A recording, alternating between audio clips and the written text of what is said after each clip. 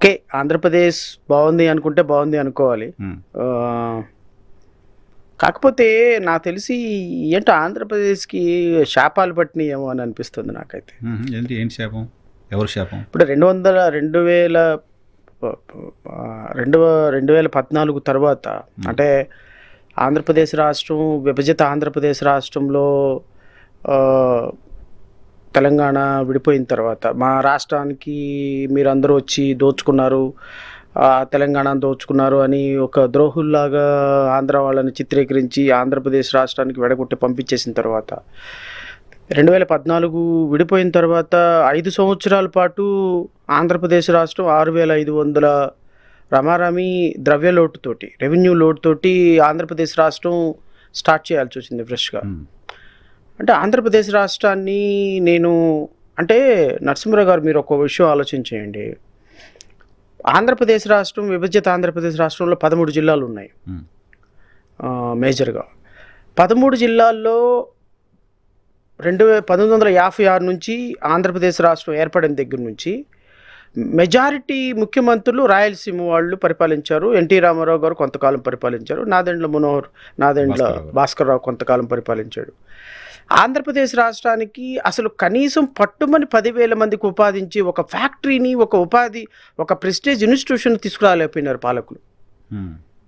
అంటే సహజ సిద్ధంగా ఉన్నటువంటి కొంత జీవనదులు ఉన్న కారణంగా పొలాలు పండినయేమో కానీ పట్టుమని 10,000 మందికి ఉపాధి ఇచ్చేటువంటి ఒక పెద్ద పరిశ్రమ ఆంధ్రప్రదేశ్ రాష్ట్రంలో 1956 నుంచి ఏర్పాటు చేయలేకపోయినారు. అంటే ఇలాంటి ఏర్పాటు చేయలేని ఇలాంటి రాష్ట్రం ఒక్కసారిగా 6,000 కోట్లు రమారమి ద్రవ్యలోటుతోటి, రెవెన్యూ లోటుతోటి బయటపడినప్పుడు 2014 నుంచి 2019 వరకు అసలు ఆంధ్రప్రదేశ్ రాష్ట్రం ఉనికిని నిలబెట్టుకోవడానికి ప్రయత్నం చేయాల్సి వచ్చింది. 19 తర్వాత వచ్చిన ప్రభుత్వం పరిస్థితి మీకు తెలుసు. పోనీ 24 తర్వాత అయినా సరే ఏదైనా ఆదుకుంటారేమో, రాష్ట్రం ఏదైనా బాగుపడుతుందేమో అనుకుంటే 2024 తర్వాత కూడా ఆంధ్రప్రదేశ్ రాష్ట్రం 2014 కంటే ముందున్న దౌర్భాగ్యమైన పరిస్థితికి వెళ్ళిపోయే పరిస్థితికి వచ్చేసింది. మీరు ఏంటి సార్ ఆంధ్రప్రదేశ్లో పేపర్లు చదవట్లేదా? టీవీలు చూడట్లేదా? ఏమంటున్నాయి టీవీ? ముఖ్యమంత్రి మాట్లాడేది వినట్లేదా? ముఖ్యమైన మంత్రి మాట్లాడేది వినట్లేదా? అది ఏంటది చెప్పండి. 20 లక్షల కోట్ల రూపాయల పెట్టుబడులు ఆంధ్రప్రదేశ్ రాష్ట్రానికి గడిచిన 18 నెలల్లో వచ్చాయి. 17 లక్షల మందికి ఉద్యోగాలు కల్పించబోతున్నామని ప్రకటన, ఎంఓయూలు అన్నీ ల్యాండ్ అయిపోతున్నాయని చెప్తుంటే. ఇప్పుడు నరసింహరావు గారు నేను మీతో ఏం చెప్పాలి అంటే, ఫర్ ఎగ్జాంపుల్ ఈ మొబైలు, ఈ వాటర్ బాటిల్, ఈ రెండిట్లో ఏది పెద్దది? మొబైలే పెద్దది. సో ఈ మొబైలు పెద్దది అని మీరు ఎలా చెప్పగలిగారు? సైజ్ చూసి, వాల్యూ చూసి, దీని పక్కన ఉన్న కంపారిజన్ చూసి, ఈ బాటిల్ ఉన్న కంపారిజన్ చూసి మీరు చెప్పగలిగినారు ఈ మొబైల్ పెద్దది అని. ఈ మొబైల్ పక్కన ఇంకొక పెద్ద బుక్ పెడితే బుక్కే పెద్దదండి అంటారు మీరు. నేనేమంటానంటే డెవలప్మెంట్ అనేది ఇన్ టర్మ్స్ ఆఫ్ స్టాటిస్టిక్స్ ఉంటుంది ఎప్పుడు కూడా. అది మీరు ఆంధ్రప్రదేశ్ రాష్ట్రం విభజిత విలసిల్లిపోతుంది అని ఒక స్టేట్మెంట్లతోటి రగిలేదు కాదు.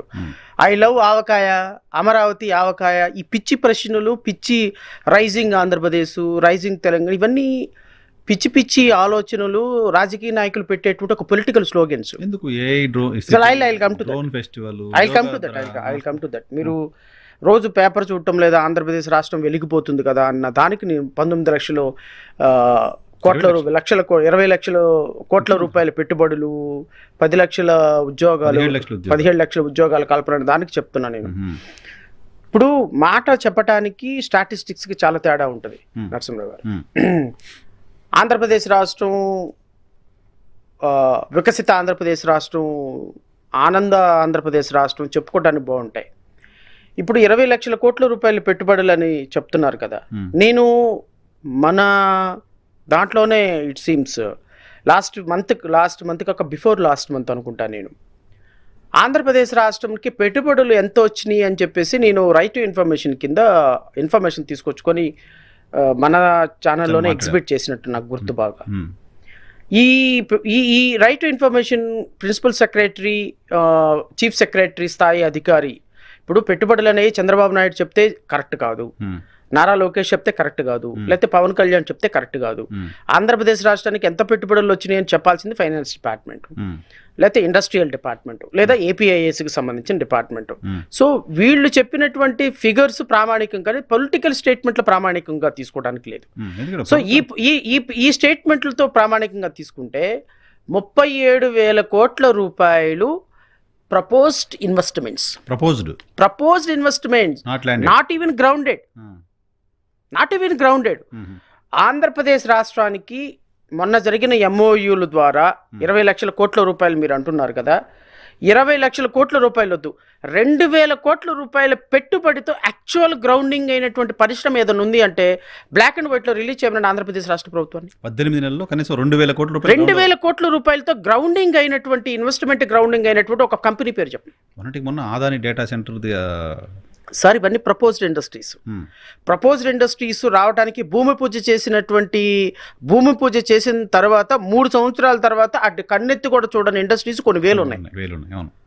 మీరు భూమి పూజ గురించి మాట్లాడకండి, ఎంఓయూల గురించి మాట్లాడకండి. ఎంఓయూల గురించి మాట్లాడటం దానంత బూటకం ఇంకోటి ఉండదు. ఎంఓయూలు ఏముందండి, ఇప్పుడు మిమ్మల్ని నిన్న కేసీఆర్ గారు ఏమో అన్నట్టున్నారు నాకు గుర్తు, 5 స్టార్ హోటల్లో వంట చేసేవాడిని తీసుకొచ్చి ఎంఓయూలు చేసుకున్నారని. వీళ్ళు ఏం చేస్తారు అంటే, నేను చెప్తా రాష్ట్ర ప్రజలకు మీ ద్వారా చెప్తున్నా. ఇప్పుడు ఫర్ ఎగ్జాంపుల్ ఒక అదాని సెంటరో అంబానీ ఇంకో కంపెనీకో రిలయన్స్ కంపెనీకో అడుగుతారు, సార్ మీ ఎగ్జిక్యూటివ్ ఒకరిని పంపించండి, ఇవేమి గ్రౌండింగ్ అవ్వో పాడుండవు, జస్ట్ ప్రజల కోసం మీడియా కోసం మీరు ఆంధ్రప్రదేశ్ రాష్ట్రంలో ఒక 25,000 కోట్లు పెట్టుబడులు పెడుతున్నారని ఎంఓయూ చేసుకోండి. ఆ ఎంఓయూలో 40 కండిషన్స్ పెట్టండి. 40 కండిషన్స్లో ఏ ఒక్క కండిషన్ మేము వైలేట్ చేసినా కూడా మీరు పెట్టుబడి పెట్టరు, మేము అడగం. ఈ 40 కండిషన్స్లో 40 కండిషన్స్ మేము పర్ఫామ్ చేయం. సో నెక్స్ట్ మంత్ 20వ తారీఖు లోపు మాకు 100 ఎకరాల భూమి కేటాయించాలి, 21వ తారీఖు కేటాయించినా కూడా ఆ ఎంఓయూ పనికిరాదు. ఇదిగో మేము వచ్చేదందుకు గాను మాకు 100 కోట్ల రూపాయలు ఇన్సెంటివ్లు ఇవ్వాలి, ఇదిగో మా రిక్వైర్మెంట్స్ ఇవి, ఈ టర్మ్స్ అండ్ కండిషన్తో మేము ఎంఓయూలోకి వస్తున్నామని చెప్పేసి మాట్లాడతారు. మీరు 45,000 కోట్ల రూపాయలు 1,00,000 కోట్ల రూపాయలు పెట్టుబడి పెడతామన్నది చివరి ఉంటుంది. సబ్జెక్ట్ టు కండిషన్స్ 40 కండిషన్స్ దాని కింద ఉంటాయి. ఆ 40 కండిషన్స్లో ఏ ఒక్క కండిషన్ వైలేట్ చేసినా వాళ్ళు రారు. సో వీళ్ళు ఏం చెప్తారంటే, ముందుగానే ఇన్వెస్టర్లు మీట్కి వచ్చే వాళ్ళకి, సార్ మీరు పెట్టవసరం లేదు, పాడు లేదు, మేము ఇవ్వము, ఇది ఏ విధంగానూ బైండింగ్ కాదు, మీరు వచ్చి ఊరికి సంతకం పెట్టాలండి చాలు, ఇన్వెస్ట్మెంట్లు వచ్చినాయని మేము పేపర్లో చేసుకుంటాం, పబ్లిసిటీ చేసుకుంటాం. ఉపయోగం దానివల్ల రాష్ట్రానికి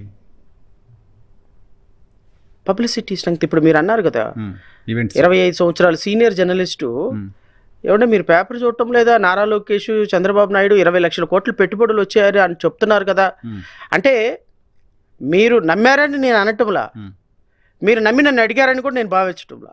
కానీ ఒక థాట్, ఒక క్వశ్చన్కి బేస్ వచ్చింది. అంటే ముఖ్యమంత్రి అధికారికంగా చేసిన ప్రకటన ఈజీగా తీసేయలేం కదా. గవర్నర్ చేత 4 లక్షల ఉద్యోగాలు కల్పించామని చెప్పి అసెంబ్లీలో చెప్పించారు. ఐడియా ఉందా మీకు?